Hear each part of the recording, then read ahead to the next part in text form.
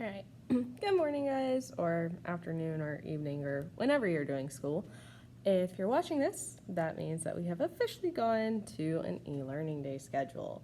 So, like I said, in order to make sure y'all didn't fall behind in your education, what I'm going to be doing is just kind of talking you through some of the notes for each of the days that you would have been getting if you were still here. I hope you guys are staying safe and making good choices and all of that fun stuff. And hopefully, we'll see you guys back here at school soon. But anyway, today I'm going to be going through slides 18 through 21. You can find the presentation on Canvas. That is the slides you are responsible for taking notes on today. As always, you can add information based off of what I'm saying. You can add information based on the slide, rework it, reword it, however you feel you best understand the notes. Just because you're doing it from home doesn't mean that my expectations change. You can still kind of rework things however you need to. But like I said, we are going to be continuing on from slides 18 through 21 today. The last time we met, we talked about the fact that Jesus was this key figure in Christianity. He was walking around preaching and teaching acceptance and love, and the Jewish leaders at the time really didn't like it because he kind of did other things like meet with people that were kind of considered outcasts at the time. But what is really going to make these Jewish leaders mad is this claim that Jesus is going to be this Messiah that the Jewish people have been waiting for, because it is going to threaten the Romans and their political power and their authority, and it's going to shock a lot of the Jewish leaders as well, because the idea that Jesus might be this Messiah would have meant that he would deliver the Jewish people from the oppression that they were facing from the Roman government at the time. According to 3 of the Gospels, if you'll remember, we have 4 Gospels: Matthew, Mark, Luke, and John. According to 3 of those 4, Jesus' followers will kind of treat him as a king, especially when he journeys to Jerusalem to celebrate the Jewish holiday of Passover. If you remember back when we studied Judaism, Passover is kind of the Jewish celebration of Moses, and whenever God killed the firstborn sons in Egypt and spared the Jewish children before they were allowed to leave Egypt. And so every year the Jewish people would celebrate this event happening with a big meal. And so Jesus is going to go into Jerusalem to celebrate Passover. And in the city's holy temple, in Jerusalem's holy temple, Jesus will end up actually criticizing how the temple is run, because a lot of people will end up kind of using the temple as a way to make money. And Jesus is like, this ain't right. This ain't what the house of God's supposed to be used for. You're not supposed to be here trying to just make money. And so he'll actually end up being arrested and turned over to the Romans for punishment. The public challenges to Rome and Jewish authorities will kind of force Rome's hand into sealing his fate. These Jewish leaders will have Jesus arrested, and they'll turn him over to the Romans to face his punishment. There will be a Roman governor, and his name is Pontius Pilate, and he will order that Jesus be put to death through crucifixion. And crucifixion is when you are hung on a cross and you essentially hang up there until you suffocate and die. It was very cruel. It was a harsh way to die, and that's how Jesus died. He was put on a cross and he died. And then after he died, he was taken down off the cross, put into a tomb, and they had a huge stone that they rolled in front of the tomb where he was buried. Well, according to the Gospels, after 3 days, some of his followers reported that the stone had actually been moved and the tomb now lay empty. Others even claimed that they had seen Jesus and had even walked with him and talked with him. So these accounts of Jesus' resurrection or return to life prove to a lot of his followers that he was divine, that he was above the idea of a normal mortal man. They came to believe that Jesus had been willing to give up his own life for the sake of God's kingdom. And through his death and resurrection, they felt that God was bringing new life into the world. They felt that this meant that now they were living in a world where sin would no longer prevail and even death could be defeated if Jesus had been able to rise from the dead. And Jesus' followers even said that anyone who believed in him and believed in this idea that death could be defeated would share in the life of God.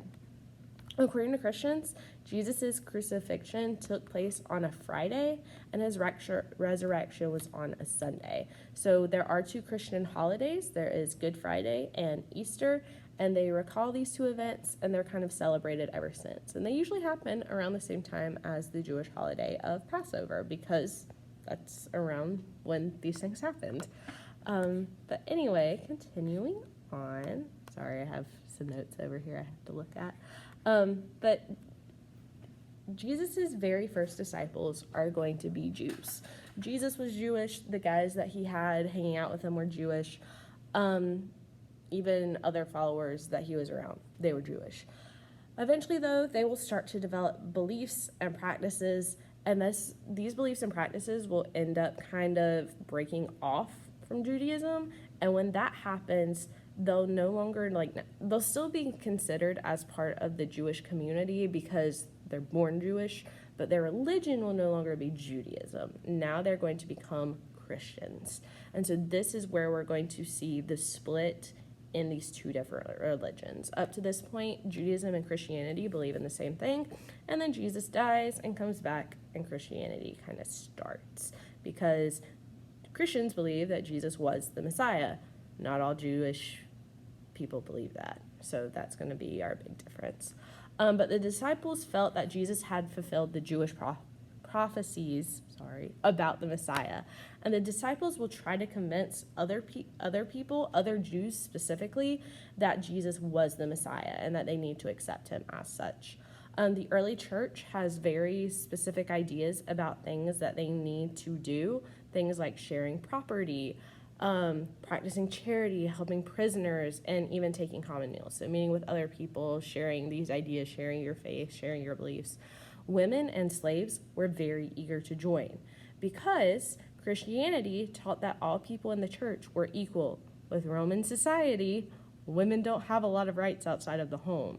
Slaves are treated very badly by their masters. So these two groups of people, you could understand why they would want to be seen as equal to these men. These beliefs helped to set the early church apart from other religions at this time, because if you believe that everybody's equal, nobody else is treating other people like that, especially the women or the slaves. And the disciples hoped to spread Jesus' message of love and acceptance to everybody, and they wanted to convert other people to their beliefs as well. So the first members of Christian churches will be Jewish people who convert to Christianity.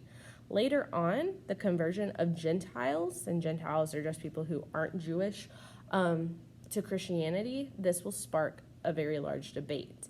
Some people thought that Gentiles needed to observe the Jewish books, the Torah, while others thought that's not necessary. Christianity is its own thing, they don't need to follow the same Jewish customs as before. At first, Roman leaders will ignore the early Christians. Like even the Christians themselves at the time, the Romans just saw Christianity as another branch of Judaism. Jewish leaders at the time were like, absolutely not, we are not the same as Christianity, but the Roman leaders were like, they're their own thing, we don't care about y'all. But one of the men who will become an early leader of the church will be this guy named Saul. And Saul is born a Jew, and later on we have accounts of Saul about how his faith will change his life. And when he was younger, he actively opposed the church. Saul, I'm trying to think of the best way to explain it. Okay, so during this time in Roman society, if you were a Christian, you often would be persecuted, and sometimes that persecution took you to the point so far as you could be killed for it. And Saul actively would seek out these Christians and would have these people killed. In fact, we have a story in the Christian Bible of a man being killed for his faith, for his belief, and Saul is literally just standing in the audience watching this happen and allowing this to happen. But while on the road to a town called Damascus, Saul will have a very sudden conversion. according to his own account, so we have letters from Saul, we have stories from Saul, he felt that God had revealed Jesus as his son to him and appointed him to proclaim Jesus among the Gentiles. So Saul even came to believe that Jesus was the Messiah. So when Saul gets to Damascus, he will seek out members of the church and end up joining up with them. So this guy who's persecuted people for a long time for their beliefs, now he's joining up with them. Once he meets up with these people, he will study his new faith and start to convert these Gentiles. So his cultural and political background will also help him to convert a variety of non-believers. So Saul is what we called a Pharisee. So he was a Jewish leader of the time.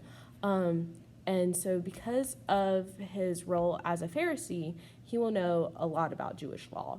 He had been born in a city called Tarsus, which was in Asia Minor, part of Turkey, but it's going to be very, very heavily influenced by the Greek culture. And because of his birth, because of where he was when he was born, he's going to hold Roman citizenship. So Saul is a Roman, even though he's born part of the Jewish community, still Rome, because Rome had control of the Jews. And since he will be a Roman citizen, he will be allowed to travel freely throughout the Roman Empire. So whenever he travels, Saul will end up using his Roman name, and his Roman name was Paul. So after 3 years, Paul will start to travel as a missionary. He'll start to go around spreading his faith and trying to convert others to his religion. So while Paul is alive, Rome will be experiencing that Pax Romana, which we have already talked about, that period of Roman peace under the rule of Augustus, and it will make Paul's journeys very easy because of how safe they are to travel. But even though his journeys themselves physically were pretty easy, they really aren't going to be for him, because he'll end up having to take 4 different ones, and each of those 4 different ones will take him several years to complete. And he'll end up facing a lot of different dangers, rivers, bandits, dangers in the wilderness, dangers at sea, all these different sort of problems that he might face. But Paul and other Christian missionaries will end up bringing about changes to the Christian faith that will allow it to spread throughout the Roman Empire. For years, Paul and other early Christian leaders struggled over whether Gentiles first had to become Jews and then become Christians. So they thought, is there a middle process to this?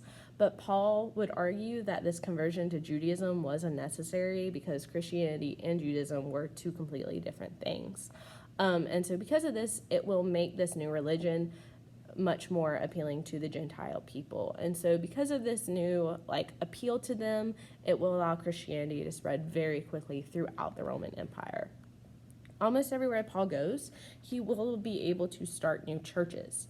He will keep in touch with these churches throughout time by writing letters to them, and he'll deliver them through other missionaries as well. So he won't necessarily go to all these different places. He'll hand them off to a buddy of his who he knows is going that way. But Paul's letters will explain Christian beliefs, and it'll also urge people who have converted to Christianity to live according to God's laws. And he will preach that salvation is available to all people, no matter whether you're a Jew, a Gentile, male, female, slave, free, as long as you accept Jesus.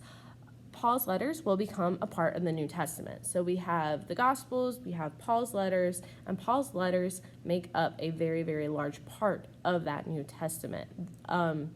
In one famous letter of his, Paul will write that believing in Jesus breaks down all barriers between people. So he's like, there's no Jew, there's no Greek, there's no slave, there's no free, no male, female, everybody is the same in Christ. That was kind of Paul's message that he would spread to people.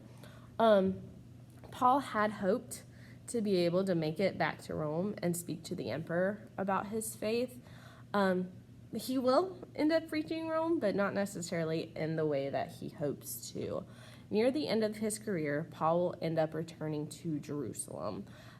When he gets there, he'll actually be taken into custody by the Romans when it was rumored that he brought Gentiles into the temple. And the temple was a sacred place for the Jewish people, so bringing Gentiles into it was heavily, heavily frowned upon. They were not allowed in there.